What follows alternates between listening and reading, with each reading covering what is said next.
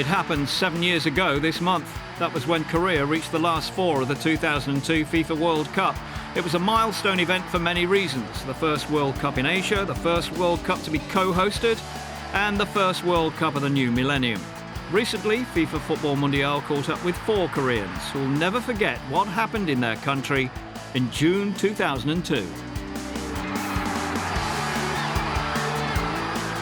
There's Lee Chung-dong of the Korean FA. Everyone knows that football is the most popular sport in Europe and South America. But because we held the tournament here in Korea and Japan, we let the rest of the world know that Asian teams can also play football. TV commentator John In-suk. Our goal was not just to win one game in the tournament, our goal was to qualify for the second round. But nobody in Korea, including myself, believed that that was ever going to happen. Goalkeeper Lee Won-jae. When we started playing that first match, all the nerves and the tension went away, and I could see everyone in the whole nation watching us dressed in their red shirts. The support from our citizens was amazing, and I really could feel their great passion and love of football.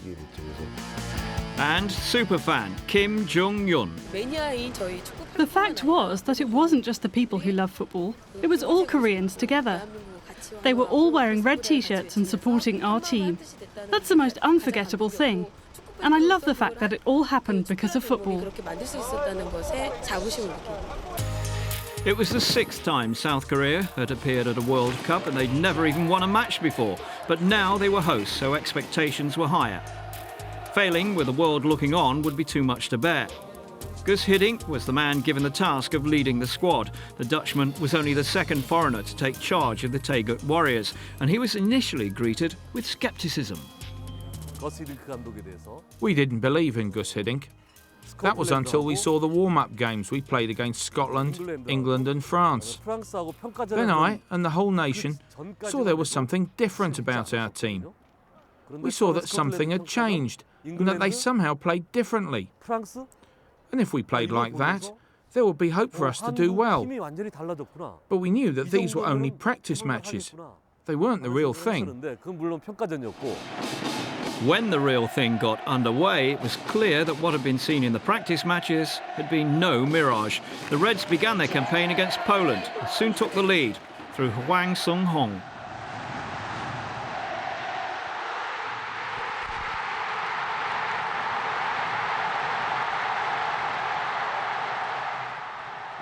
In the second half, Yoo Sang-chul completed the scoring.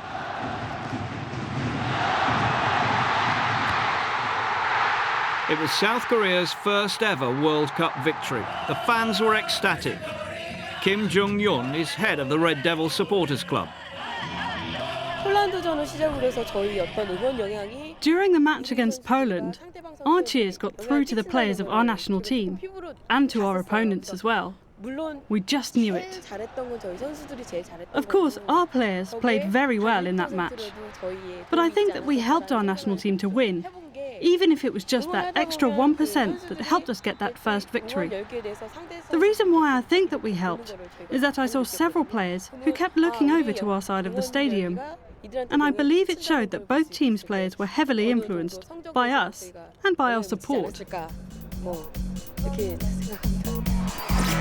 But it wasn't just in the stadiums that the national team found support. Perhaps the images from the 2002 FIFA World Cup that will live longest with football fans around the world are those of the thousands lining the streets and packing the squares of Korea to cheer on their newfound heroes via the giant screen. Because the Korean players were playing so well in every match, a new street culture was created here. It was a phenomenon on a larger scale than any seen elsewhere in the world. And this street culture was completely spontaneous. And when a Korean team was playing well, everyone around the world almost became as one with our citizens. It was the most enjoyable experience. After the euphoria of that opening win over Poland, Korea went on to record a draw with the USA.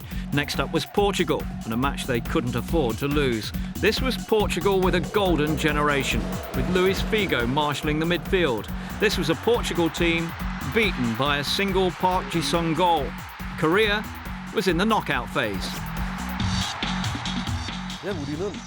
At that moment, we were just happy that we were in the second round, and we were grateful that we had the chance to play against Italy.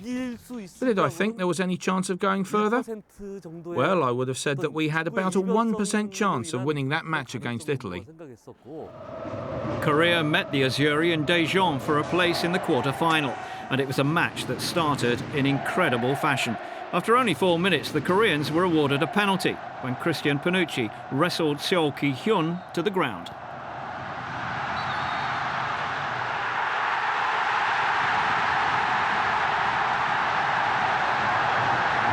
But Ahn Jung-hwan saw his spot kick saved by Gianluigi Buffon.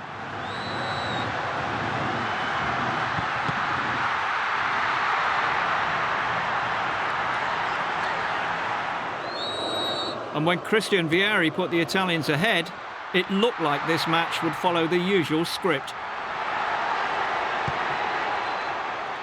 But Italy failed to extend their lead. They were content to play out time.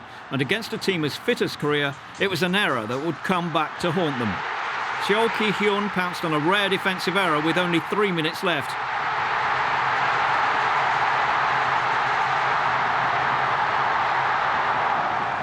Yet still, Italy should have triumphed. Vieri missed a golden opportunity to win it in normal time. And in the extra period, Francesco Totti was controversially sent off for diving. The game looked destined for penalties. Until, with just a couple of minutes remaining, Ahn, who'd missed that penalty 2 hours previously, became the hero.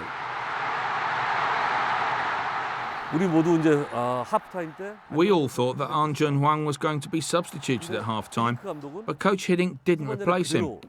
I know he had a lot of pressure on him because he'd missed the penalty, but he played well because Coach Hiddink believed in him, and he kept going until the very end. And because of Coach Hiddink's belief, Ahn Jung-hwan scored the golden goal.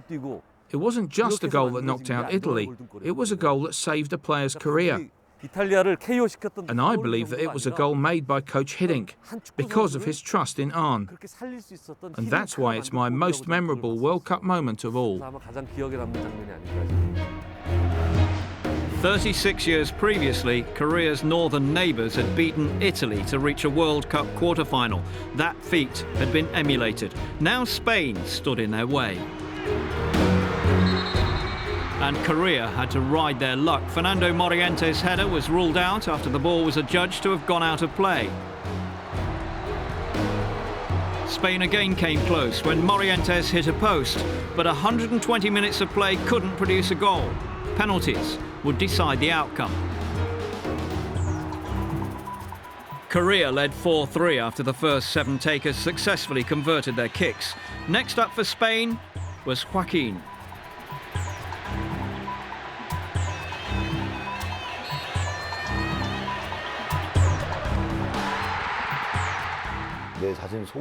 After letting in the first 3 penalties, I thought to myself, just dive the right way. I kept saying to myself, this time, just get the direction right and concentrate on the ball. Just keep looking at the ball. And then it was Joaquin's turn. Once Joaquin kicked the ball, I knew I was in the right position and I could make the save. And then, when it was Hong Myung-bo's turn to take his penalty, I was thinking to myself, please let this be the last kick. I don't think I could have taken any more. Hong Myung-bo, captain of Korea, faced Iker Casillas, goalkeeper of Spain.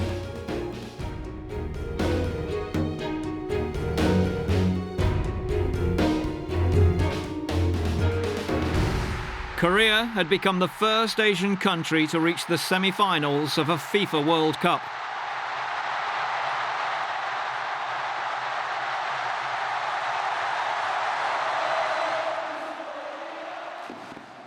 In that semi-final, they met another European heavyweight. This time, it was Germany.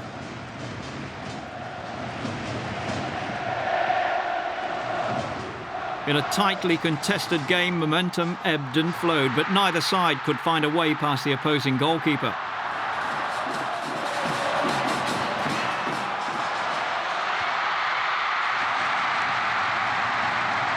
That was until the final 15 minutes, when Mikhail Ballack eventually penetrated the Korean defence.